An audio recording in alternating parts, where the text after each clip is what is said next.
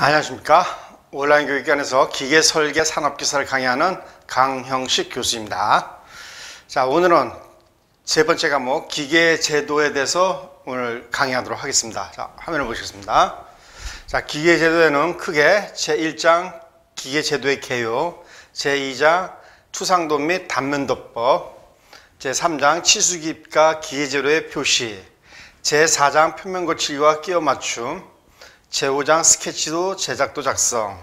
자, 기계 요소의 제도 해가지고 전체적으로 크게 20문제가 나오는데, 거진 여기에서는 다른 과목과 달리 이해를 하고 어떤 머릿속에서 영감을 얻는 그런 과목이기 때문에 거진 여러분들이 만점에 가깝게 배워야 될 그런 과목입니다. 자, 그러면 오늘은 제1장 기계 제도의 개요에 대해서 한번 살펴보도록 하겠습니다. 자, 제도라는 정의가 많이 나오죠. 제도와 보통 여러분들 많이 나오는 것이 제도가 뭐고 그 다음에 설계가 뭔고 차이점이 있었죠. 자, 제도는 도면을 작업을 그림을 내는 일종의 기능 분야입니다. 기능 분야. 그래서 KS 통칙에 맞게끔, KS 규격 통칙에 맞게끔 도면화 작업을 해주는 거죠. 자, 도면화 작업이라는 것은, 자, 여기 보면은 점, 선, 문자, 숫자, 기호 같은 거를 도면에 작성하는 걸 얘기하죠. 자, 설계라고 얘기하면은 여러분들 보통 디자인을 얘기합니다. 디자인을 가지고 이거는 기능 분야가 아니라 이거는 기술 엔지니어 분야죠. 그래서 여기서는 주로 어떤 구조를 결정을 한다든지 또 개념 설계를 한다든지 그 다음에 크기 결정을 해준다든지 이런 어떤 통해 가지고 요걸 통해 가지고 메커니즘을 만들죠. 메커니즘을 해가지고 간략적인 어떤 도면 작업을 하면은 이거를 구체화 작업을 해주는 것이 기계 제도가 되겠습니다.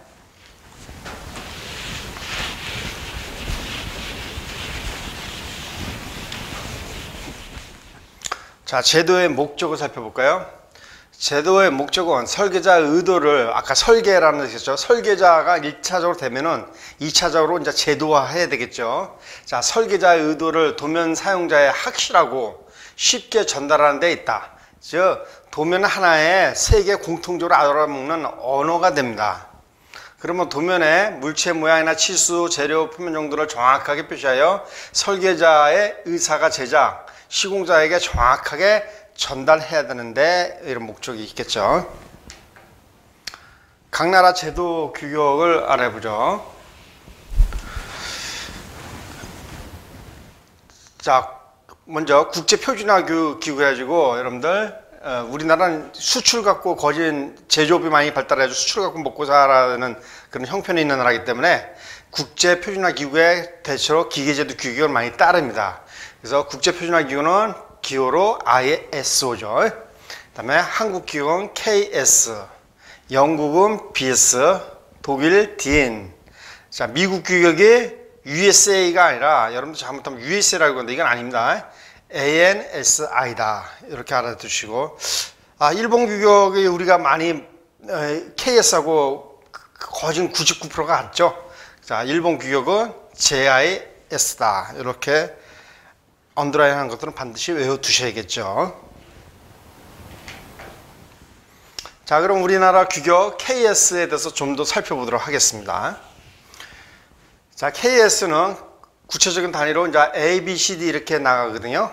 그래서 우리나라 헌법도 1조 1항은 대한민국 헌법에 대한 기본 조항이 들어있는 것처럼 통칙이, KS 규격도 A에는 기본 통칙이 들어있어요. 그래서 직접적인 산업 분야는 B부터 나가겠죠. 그래서 산업 분야에서도 가장 중요한 것이 기계이기 때문에 기계를 첫 번째로 B를 잡고 있습니다. 자, 그 다음에 C가 전기, D가 금속, 여기까지는 필히 외워두셔야 되고, 자, 뒤로 쭉 넘어가서 여러분들 조선이 V, 항공이 W인데 책은 X가 하나 생겼는데 여기는 통신에 관한 신규문화죠. 그래서 요 X에 관한 것도 요즘 시험 문제 잘 나오거든요. 참고적으로 꼭 알아두셔야 되겠습니다.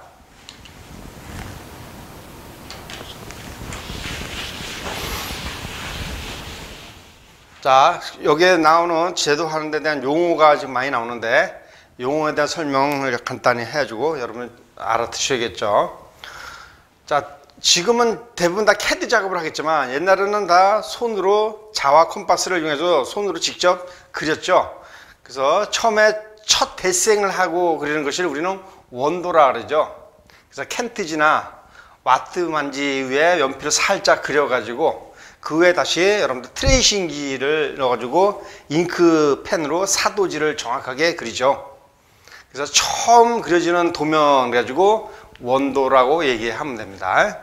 자, 트레이싱도는 원도를 그 바탕으로 해서 덮어서 거기에 정식 도면을 그려주는 거, 이런 것을 트레이싱지도, 일명 사도라는 말을 많이 쓰기도 하죠.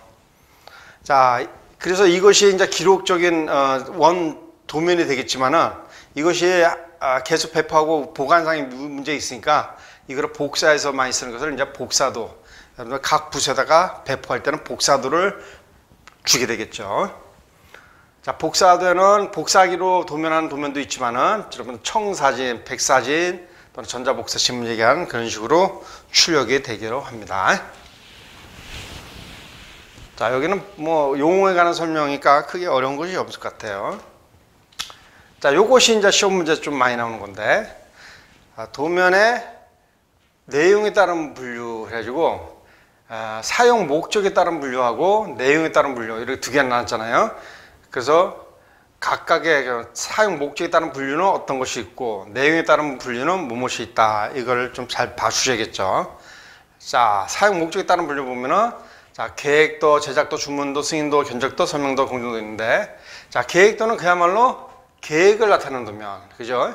제작은 제작에 필요한 도면, 주문은 오너자가, 주무자가 필요해서 거기다가 주문서에 부착되는, 그 다음에 모양은 어떻고 정밀도, 기능은 어떻다 하고 주요 개요를 주문받는 사람에게 제시하는 도면이 주문도가 되겠죠. 자, 주문들을 통해 가지고 정식으로 이렇게 도면을 만들겠습니다, 물건을 만들겠습니다 하고 허가를 얻는 것이 여러분들 승인도가 되겠죠. 그 다음에 그거에 만드는 데는 필요한 비용이 얼마 들겠다 고 만드는 것이 보통 견적서가 되겠죠. 그 다음에 사용자에게 이건 어떻게 써야 됩니다 하고 설명문이 들어가는 것이 여러분들 설명보가 되겠죠. 그 다음에 이것을 깎기 위해서 1공정, 2공정 나눠서 제작 그 공정을 분할해 주셔야겠죠. 이런 것이 공정도가 되겠습니다. 자, 내용에 따른 분류 보면은 자, 전체 조립도 또는 총조립도라는 말을 쓰죠. 총조립도다 그래가지고 어셈블리라는 말을 많이 쓰죠. 그래서 전체 도면이 다 구성되어 있는 그런 겁니다.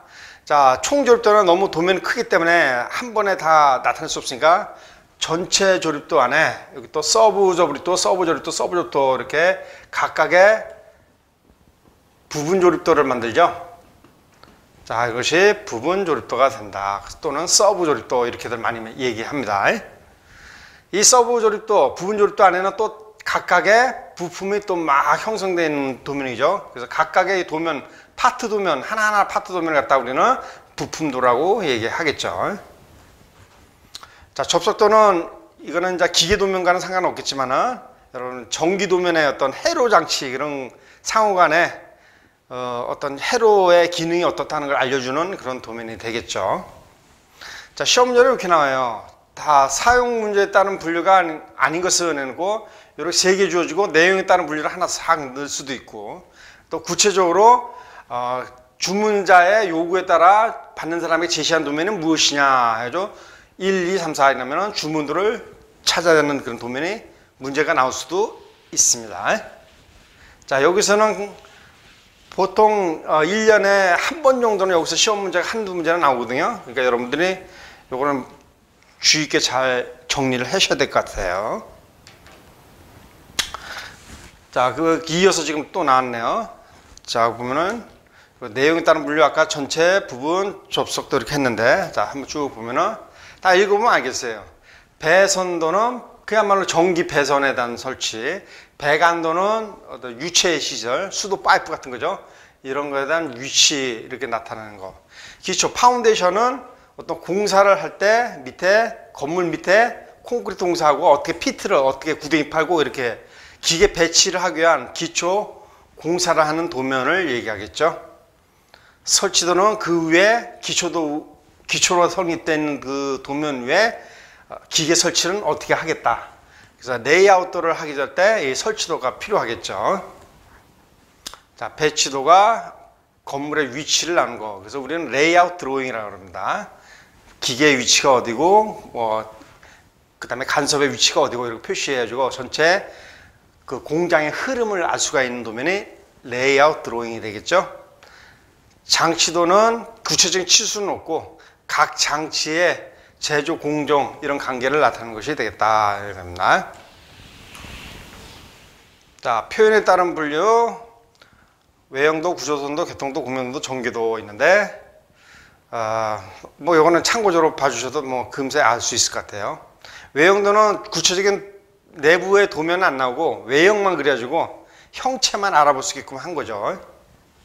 전개도는 어떤 물체를 펼쳤을 때, 전개했을 때, 여러분들 원기둥 같으면 전개하면 어떻게 되죠? 이렇게 기울주가 직사각형 나오고 위아래 뚜껑 이렇게 두 개가 나오죠. 이 식으로 어떤 물체를 펼쳤을 때, 즉 판금에서 많이 필요하게 됐죠. 판금 분야에서 많이 필요한 도면이 전개도가 될 겁니다.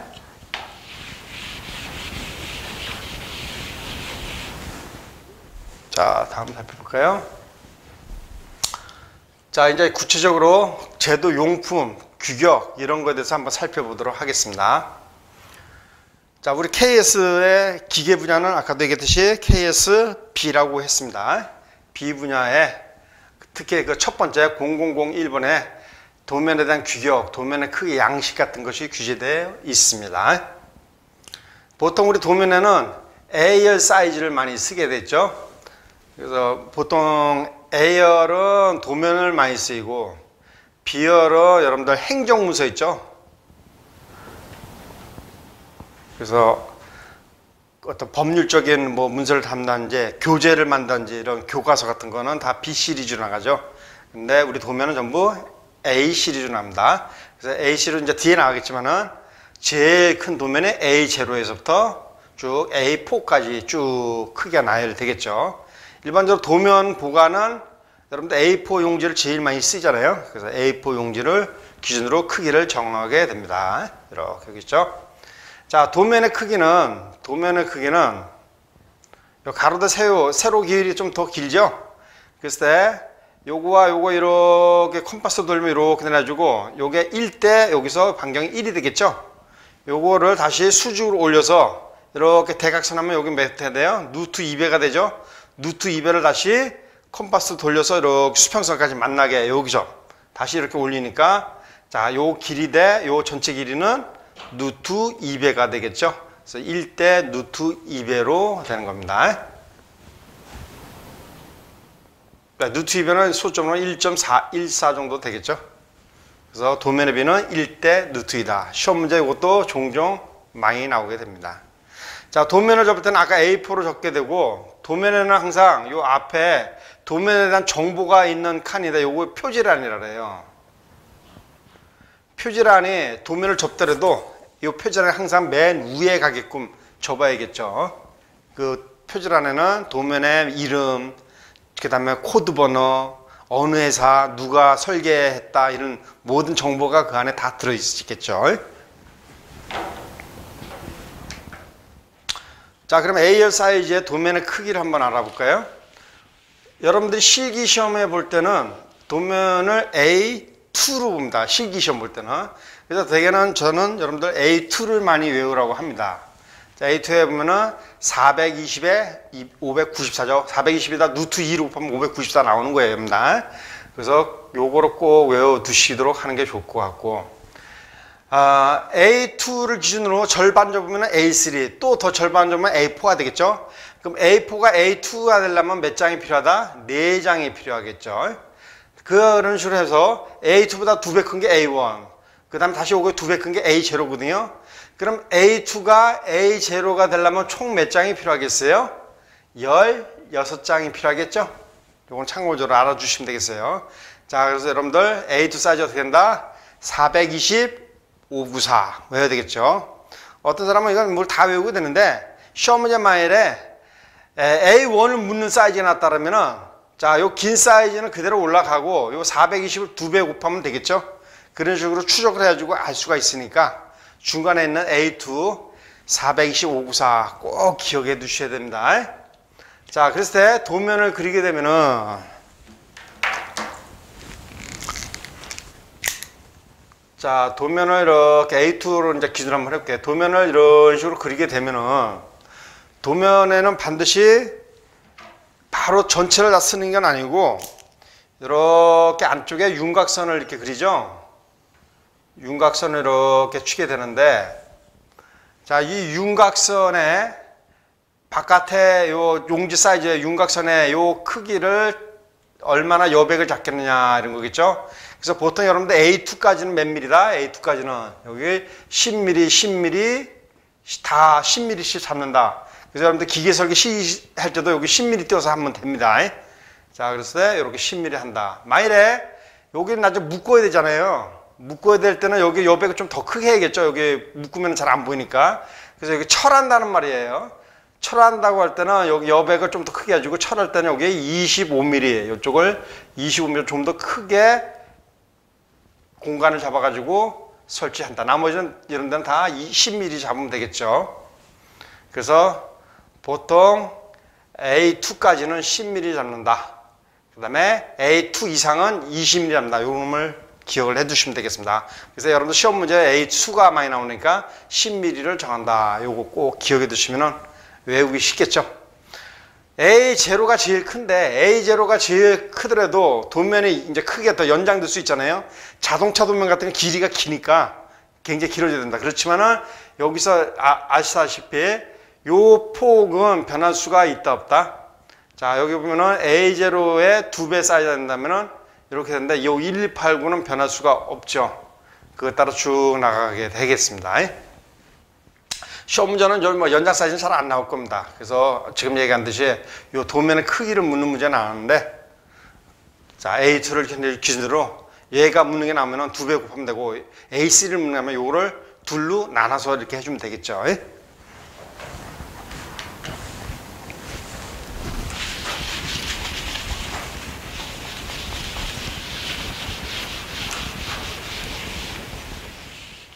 자, 도면에 이제 아까 양식을 얘기했는데 A128984의 A0죠. A0고 A2가 요거니까 A2는 A0에 하나, 둘, 셋, 네 장이 A0가 될 거죠. 자, 다시 A4는 A2에 하나, 둘, 셋, 네 개니까 A4가 네 장이 모이면 A가 되겠죠. 그러니까 A4가 16장이 모이면 전체 A0가 된다. 아까 말씀드렸습니다. 그래서 아까 테두리도 아까 했죠. A2까지는 어떻게 한다? A2까지는 여기 10mm, 10mm를 한다. 윤곽선을 한다. 윤곽선은 굵은 실선, 보통 하늘색을 여러분 실기에서 많이 하게 됩니다. 자, 그 다음에 도면 양식에 여러 가지 기호가 있는데 이걸 한번 살펴보도록 하겠습니다. 자, 도면이 연속 낮장이나 노을지일 때는 잘라야겠죠. 제가 자동으로 커팅해 드리니까 이 재단 마크가 이렇게 있습니다. 끝에 잘라야 되는 마크 위치죠. 그 다음에 아까 말씀드렸듯이 여기 테두리 윤곽선이 이렇게 있겠죠. 윤곽선을 그리고 보통 여기 10mm씩 잡는다고 아까 했습니다. A2까지. 그 다음에 가운데 도면의 가운데가 여기 됐다 해가지고 여기에 중심 마크가 이렇게 지금 여기는 여기서 끝났는데 요 안까지 이렇게 보통 들어옵니다. 자, 이 윤곽선 사이에 이렇게 2분의 1 되는 점에 선을 짧게 그려주는 걸 이런 것 같다. 우리는 중심 마크라고 얘기해야 됩니다. 도면에서는 반드시 중심 마크와 요 윤곽선은 반드시 있어야 됩니다. 다시 얘기합니다. 윤곽선과 중심 마크는 필수사항 반드시 도면에 있어야 됩니다.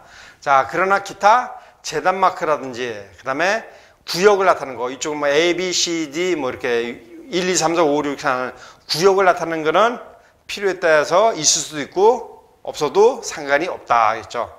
자, 이런 구역을 나타내는 건 왜 있냐면은 도면을 전화상으로 얘기할 때 상당히 어디 위치를 얘기하는지 얘기하기가 어렵죠. 그래서 내가 여기만 아니라 여기 있는 도면을 보겠다 그러면 어떻게 하면 되겠죠? 자, C의 삼행 쪽을 좀 쳐다보십시오 하면은 그 근처를 도면을 바로 쳐다볼 수가 있고 찾기가 쉽겠죠. 그게 여기서 구역 마크가 있는 겁니다.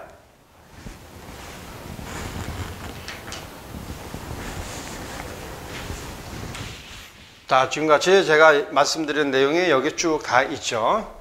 자, 윤곽선 아까 안에 그 윤곽 테두리를 그렸는데 굵기는 얼마?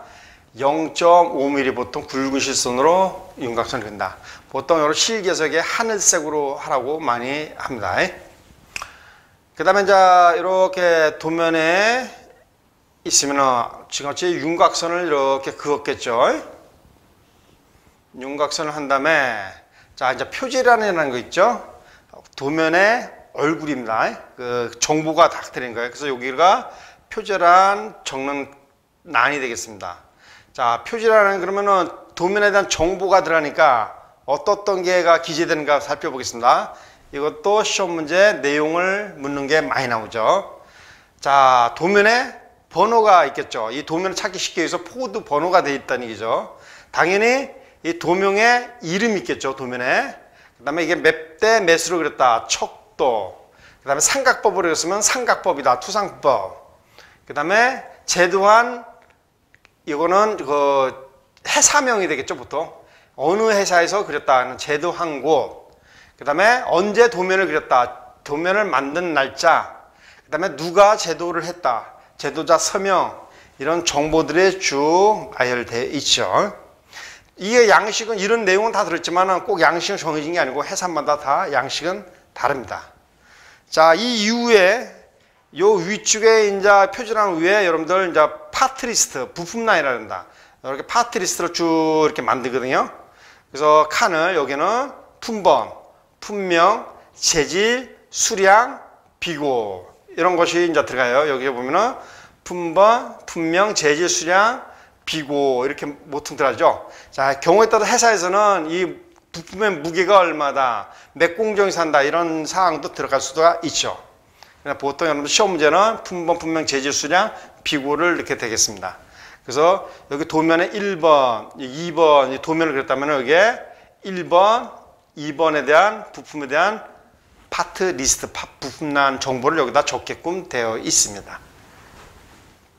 자, 시험 문제 이게 잘 나오겠죠? 다음 좀 표지란에 들어갈 항목은 무엇이냐? 제 도명, 도번, 척도 이런 거 쭉 나오고 하나 살짝 품명 이렇게 이런 거를 끼워 넣을 수가 있겠죠.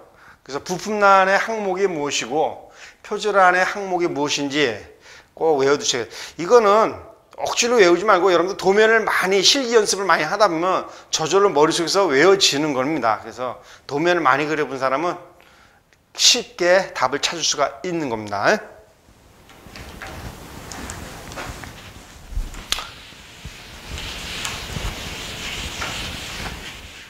자, 그래서 아까 설명한 대로 중심 마크, 아까 윤곽선 2분의 1 되는 대로 중심 마크를 하겠죠? 자, 시험 문제 용어는 중심 마크 또 하나 있는데 중심 마크를 왜 한다? 자, 도면에 있으면은 자, 윤곽선을 그리고 여기 중심 마크 이렇게 한다 그랬죠? 중심 마크를 하는 목적은 지금은 별로 의미가 없습니다. CAD 작업을 해야 되니까. 그러나 옛날에는 도면 보관할 때 여러분 사진을 찍었죠. 그 마이크로 필름이라 합니다. 마이크로 사진을 찍어가지고 오래도록 보관하고 해야 되는데 그 마이크로 필름 사진을 찍을 때 요 중심을 맞추는 요 포커스 창을 식별하기 위한 그 위치가 되겠죠. 그래서 중심 마크를 하는 것은 여기 보면 마이크로 필름을 촬영할 때 필요한 것이다. 요거를 꼭 알아주셔야겠죠. 비교 눈금은 여기 비교 눈금이 조금 아까 눈금이 있었죠. 몇 대 몇이다 하는 거. 척도라는 거는 도면의 실물과 도면에 그린 비율. 만일에 실물 대 도면의 크기가 같다면 척도는 어떻게 된다? 1대 1이 되겠죠. 실물보다 작게 그리면 어떻게 되죠? 작게 그렸다면 축척이 되겠죠. 축척일 때는 1대 2, 이거는 축척이에요. 그 다음에 만일에 거꾸로 2대 1 쓰면 이거는 커지게 그리겠다는 얘기죠. 이거는 배척이라고 얘기합니다. 요거는 현척이겠죠. 자, 그래서 척도는 이렇게 세게 된다. 자, 그래서 여기 배척, 실척, 축척 다 이런 말이 있을 겁니다. 자, 그럼 척독을 보면 아까 1대1로 그린 거는 뭐라 그랬어요? 현척이라고 했죠? 현척. 그 다음에 작게 그리는 건 축척이라고 그랬습니다. 축척 그릴 때 보면은 제일 많이 쓰는 게 1란이고, 그 다음에 쓸 수 있다는 게 2란이거든요. 자, 1란에 2대1, 5대1, 10대1 가는 거죠. 자, 시험 문제는 함정입니다. 여러분이 쉽게 생각해서 1대4, 요거 쉽게 해가지고 요거 축척 여기 잘 쓸 것 같은데 실제는 잘 안 쓰는 2난이라는 거 꼭 기억해 두셔야 돼요. 자, 배척도 커지는 거라 했잖아요. 이 두 배 크게 하면 2대1, 자, 5대1, 10대1 가는데, 자, 4대1이 있을 것 같은데 4대1은 2난에가 있다. 여기 4대1이 여기 있습니다. 2난에가 있는 크기니까 1난에는 없다. 이렇게 꼭 알아두시면 되겠죠. 자, 척도로 표시하는 거 이것도 시험 잘 나오죠. A 대 B, A 대 B 했는데 A가 도면에서의 크기예요. 이제 도면에서 2가 되면 두 배 배척이 되는 거죠. 일단 B가 실제 물건의 크기가 되겠죠. 요거 꼭 잘 봐두셔야 됩니다. A 대 B, A는 도면의 크기, B는 실물의 크기다.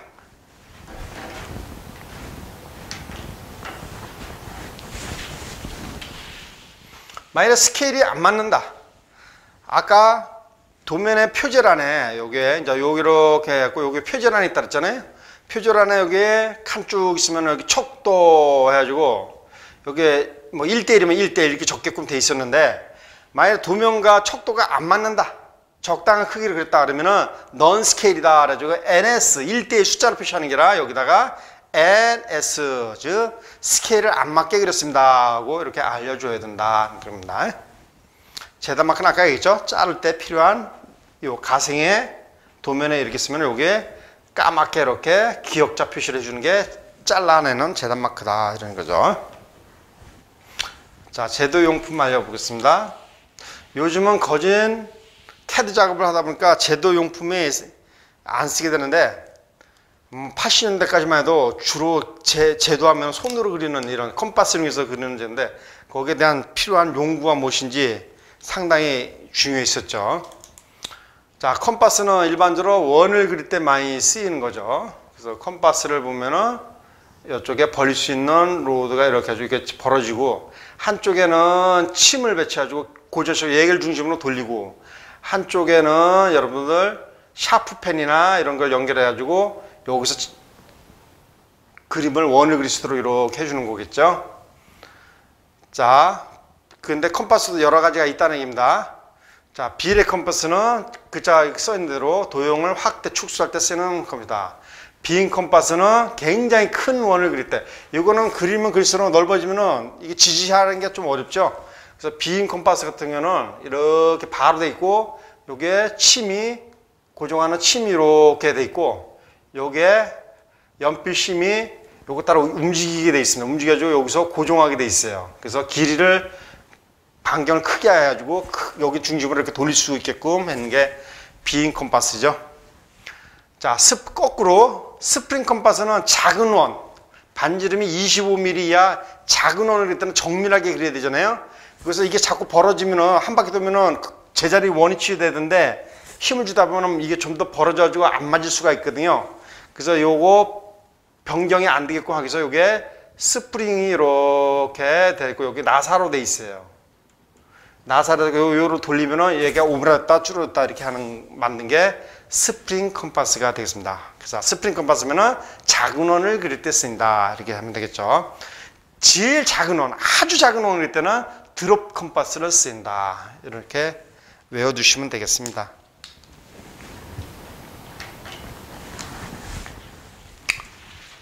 자, 컴파스하고 여러분들 디바이드를 많이 헷갈려 하는데 컴파스는 한쪽은 침이고 한쪽은 연필로 가지고 원을 그릴 때 쓰는 거고 디바이드 같은 경우에는 양쪽에 다 침으로 돼 있죠.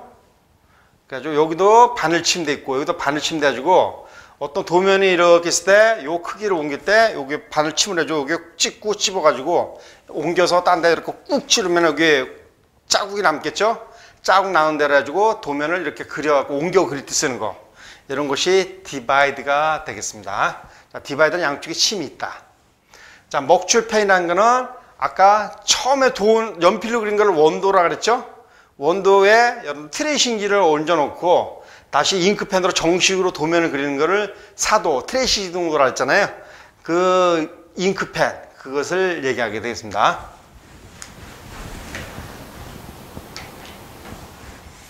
자, 그 밖에 자를 볼까요? T자가 있고, T자도 요즘 뭐 거진 사용하는데, 자, 여러분들 도면을 그릴 때 손으로 그려야 되니까 수평선, 수직선 정확하게 그려야 되잖아요. 그 T자는 이런 식으로 머리가 하나 있고 이쪽으로 이렇게 1m, 길이가 1m 가지고 이렇게 돼 있고, 이거 턱치게 돼 있어요.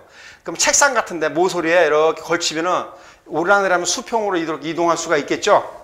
그러고 수평으로 이동해가지고 여기 T자를 거쳐가지고 수평으로 이렇게 이동하게 하고, 이쪽에는 삼각자를 이렇게 갖다 댑니다. 삼각자를 갖다 대가지고, 자, 연필로 이쪽으로는 수직선을 그리고, T자를 이용해서 이쪽은 수평선을 그리게 한 것이 T자와 삼각자가 되겠죠. 당연히 여러분 삼각자는 알겠지만 30도, 60도짜리가 있죠. 여기 직각이고 여기는 30도고 여기는 60도가 되겠죠. 그 다음에 45도, 45도가 되어 있는 겠죠. 여기 직각이고 여기 45도, 45도, 이게 두 개가 세트가 되어 있죠.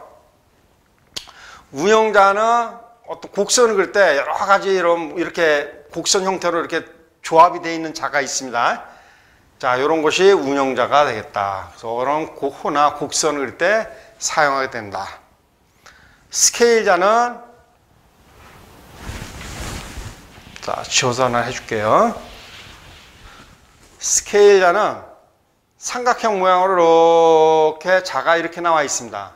그래서 요게는 1대1 눈금이 됐고, 여기는 2분의 1 눈금으로 되어 있고, 여기는 3분의 1, 4분의 1 이렇게 각각 이렇게 돌리면서 스케일에 맞게끔 자 눈금을 대고 비교하면서 측정하거나 그릴 수 있게끔 만들어진 게 우리 보통 삼각 스케일이라는 말만 쓰거든요. 그래서 그 말하는 그 스케일자를 얘기하고 됩니다. 자유곡선자는 곡선을 그릴 때 자유롭게 꼬부려가지고 첫사처럼 꼬부려서 쓸 수 있는 자가 자유곡선자다. 그 다음에 형판, 우리 보통 템플릿이라고 얘기하죠. 템플릿은 구멍이 크기는 한 A4 정도 되는데 여기에 작은 구멍부터 점점 크게 구멍이 이렇게 뚫려 있는 자 있죠. 이런 거를 우리는 원형자 또는 템플릿이라고 얘기를 합니다.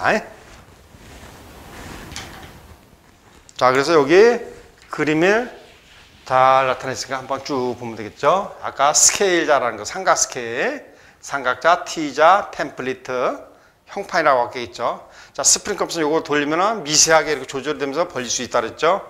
자, 비례 컴퍼스는 요거 대 요거 비. 여기가 커지면은 여기는 짧게 움직이도록 크게 변형할 수 있죠. X자로 되어 있으니까. 자, 양쪽 치밀니까 디바이드. 먹줄편은 여기다 먹줄을 넣어가지고 옮기는 거. 운영자는 여러 개, 6개 정도 세트가 됐어가지고 곡선을 부드럽게 연결해서 그릴 수 있다. 이렇게 얘기 다 했습니다.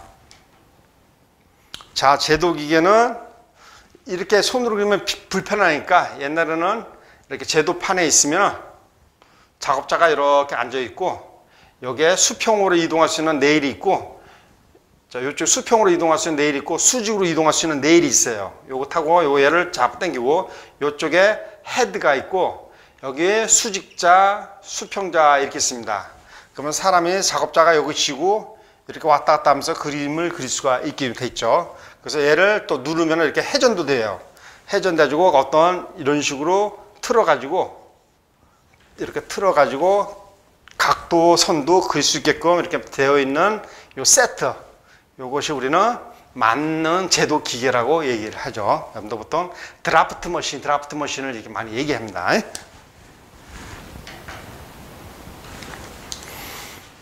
자, 그러면 제도용품에 대해서 이제 알아봤고, 이번에는 도면에 쓰이는 각 선의 종류가 무엇인지 이런 걸 한번 살펴보도록 하겠습니다. 크게 여러분들 선 모양에 따라 이제 분류하는 게 이제 연속선, 컨티뉴스라죠. 연속선, 실선인데 이런 것이 일반적으로 하는 거는 요거는 외형선에 많이 쓰이겠죠. 외형선 할 때 쓰이고 뭐 치수선 할 때도 쓰이고 뭐 합니다. 자, 굵기는 이제 치수선과 외형선은 좀 달라요. 자, 파선은 끊어지는 선이죠. 일정하게 이렇게 뚝뚝뚝 끊어지는 건데 보통 4mm, 1mm 뜨고 4mm, 1mm 이렇게 많이들 하죠. 1점세선은 길게 뽑고 한 점 내고 길게 뽑고 한 점 내고 1점세선이라고 합니다. 보통 중심선 그릴 때 많이 쓰겠죠. 자, 파선 같은 경우는 안 보이는 숨은 선 그릴 때 많이 씁니다. 그 다음에 2점세선은 점을 하나가 아니라 점을 두 개 치는 게 2점세선이 되겠죠.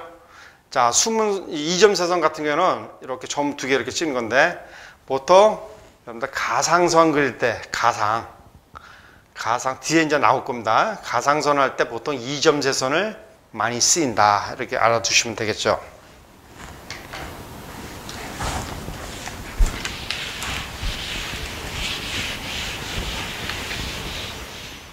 자, 그 다음에 이번에는 굵기에 따른 분류 한번 볼게요.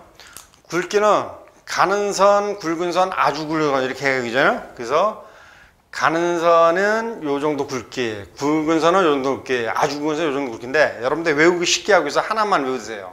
이렇게 외우면 잘 안 됩니다. 자, 보통 굵은 선을 제일 많이 써요. 외형선을 많이 써요. 물체 윤곽을 그릴 때 굵은 선은 0.5mm 쓰인다. 자, 요 사이에 있죠? 보통 여러분들 샤프펜이 0.5mm죠? 아, 그게 굵은 선, 일반 외형선을 쓰는구나. 얘를 기준으로 보면 되겠죠. 자, 가는 선은 여기에 절반, 0.25mm를 굵기를 한다. 요 사이에 있죠. 자, 아주 굵은 선의 2배. 그러면 1.0mm가 되겠죠. 자, 그래서 가는 선, 굵은 선, 아주 굵은 선의 비율이 어떻게 될까요? 1대 2대 4가 되겠죠. 요거 시험 문제 잘 나오니까 외워두세요. 자, 그래서 외울 때는 항상 굵은 선 기준으로 0.5mm 샤프펜 많이 쓰니까 그거 기준으로 1대 2 되니까 0.5mm 얘는 1.0을 쓴다. 이렇게 외워주시면 되겠습니다. 자, 요렇게 요게 아주 굵은 선이고 그 다음에 요렇게 물체 윤곽을 나타내는 거는 외형선, 좀 굵은 선이고 그 다음에 요런 게 1점세선 이렇게 쓴 게 이제 가는 선이 되겠죠. 가는 1점세선이 되겠죠. 거는 그러니까 그 다음에 요게 물체 일부를 파단해줘 단면을 취했다는 뜻인데 단면을 취한 데 부위는 이렇게 45도 선을 그리는데 이걸 우리는 해칭선이라는데 해칭선도 우리의 가는 선으로 그리는 겁니다. 자, 지금 요거에 대한 거는 앞에 이제 설명하면서 하나씩 비교하면서 같이 앞으로 갔다 뒤로 갔다 설명을 해 드릴게요.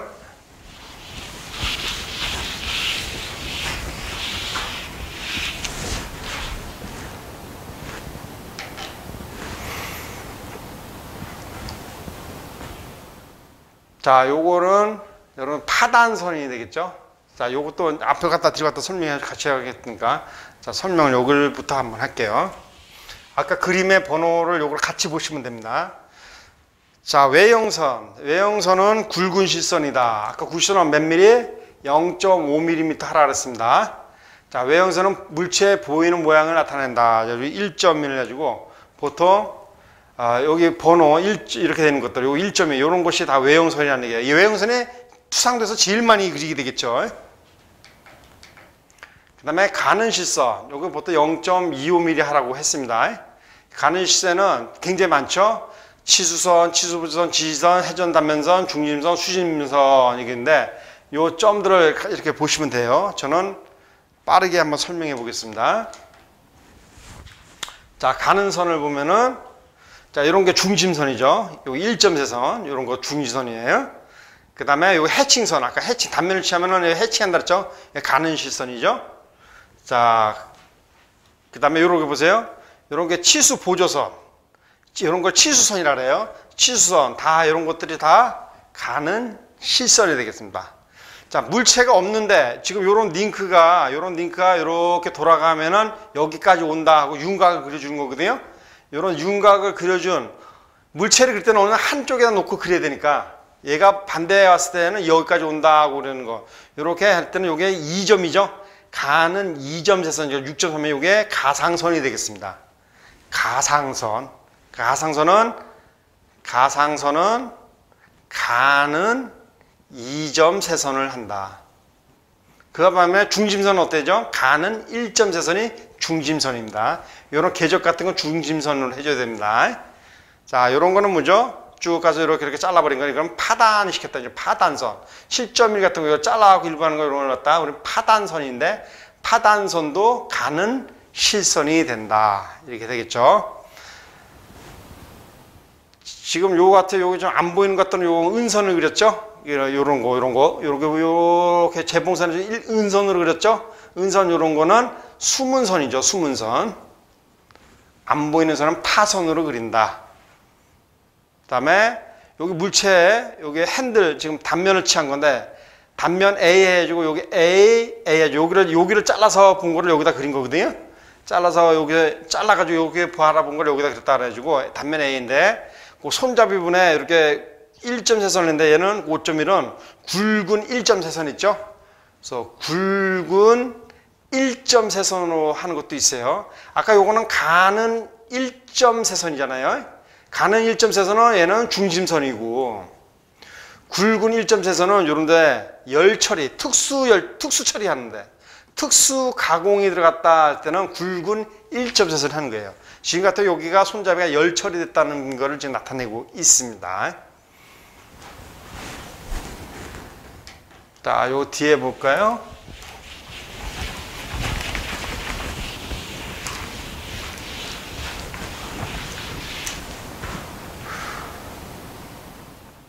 자, 이렇게 가는 2.3선 되는 거는 요거는 없는데 있는 것처럼 쭉 연속해서 보이는 거예요. 자, 요거는 코일 스프링인데 스프링을 다 그릴 수 없으니까 끝에만 그리고 중간에는 이렇게 가는 2.3선 스프링 쭉 있다 그래가지고 요거는 가상선이죠. 아까 가는 2.3선은 이거는 보통 가상선 없는데 있는 것처럼 그리는 거 가상선이라고 합니다. 자, 요것도 단면을 여기서 쳤는데 여기 잘라고 버렸으니까 이거 안 없어졌잖아요. 그래서 앞에 물건이 있다. 가상적으로 이렇게 그려주는 거 2.3선 그렸죠. 자, 요거는 요걸 펼쳤을 때 여기 꼬부렸죠. 꼬부리를 펼쳤을 때 이런 모양이 되어 있는 거죠. 그래서 꼬부리를 펼쳐주면 전개시켰다는 거잖아요. 전개시켰을 때 모양이 이렇게 됐다. 그래서 가상선을 그린 겁니다. 자, 요거는 니베트라는 건데, 자, 구멍에 넣어가지고 여기 땅땅땅 쳐가지고 요놈 형상을 이렇게 변형시키는 거예요. 그러니까 변형 후의 모습이 이렇게 된다. 그래서 가상선을 한 거죠. 자, 요것도 볼트 공구를 쥐는 위에 꼭지 부분이 이렇게 생겼다. 그래가지고 가상선을 그려준 거죠. 그 다음에 여기 열십자선 이렇게 했죠. 자, 요거는 환봉이에요.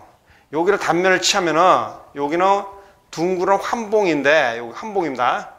그런데 요게 사각형이 있다는 얘기는 요게 절단을 해가지고 기계적 평면을 가공을 이렇게 했다는 얘기예요. 기계로 이렇게 평면 가공을 했다는 얘기예요. 그래서 곡면인데 여기만 직선 평면 가공했다 그래가지고 여기에 평면 표시로 X자 가는 실선으로 해주는 겁니다. 그래서 가는 실선으로 평면 표시를 해준 거고, 자, 아까 치수를 뽑기 위해서 뽑는 선을 이걸 치수 보조선이라 그랬죠.